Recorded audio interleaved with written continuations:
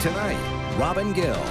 Good evening and thank you for joining us. We begin with sweeping new restrictions on assault-style weapons in this country.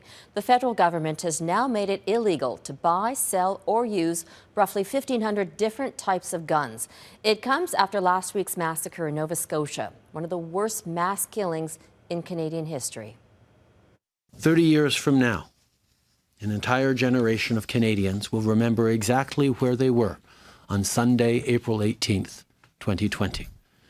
They will remember how their sense of safety was shaken, how their outlook on the world was forever changed. They will remember the day that they lost some of their innocence. This chapter in our history cannot be rewritten, but what happens next is up to us. We can stick to thoughts and prayers alone, or we can unite as a country and put an end to this. We can decide together that enough is enough. On the list of banned weapons, guns used in past mass shootings, including the AR-15. For people who already own these now prohibited weapons, the government says there's a 2-year amnesty period, and it's working on a program to buy back the guns. Couteur walks us through the details and the reaction. You don't need an AR-15 to bring down a deer. One simple statement providing a possible peek behind the Liberals' decision to ban what they call assault-style rifles in Canada. Trying not to target hunters and other lawful gun owners, the government says these types of guns have no legitimate civilian purpose. These weapons were designed for one purpose and one purpose only: to kill the largest number of people in the shortest amount of time.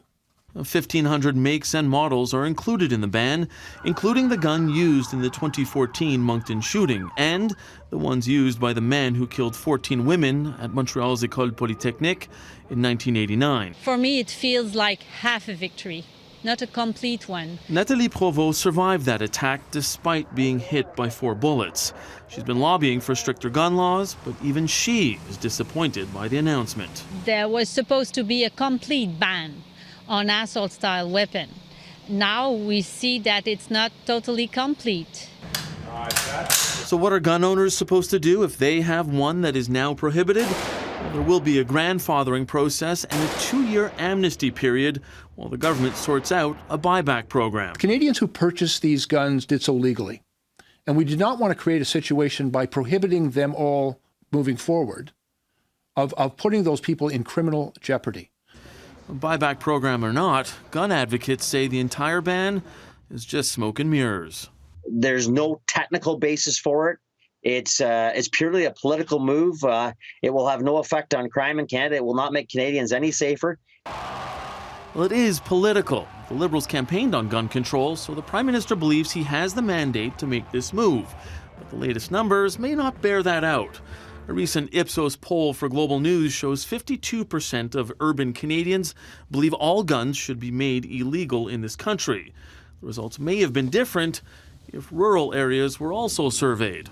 Now, handguns aren't covered in this ban, even though the latest stats show they accounted for 57% of firearm-related homicides in 2018. When asked about it, Trudeau said his government plans to move forward on that in the coming months. Robin. Couteur in Ottawa. Thanks, Mike.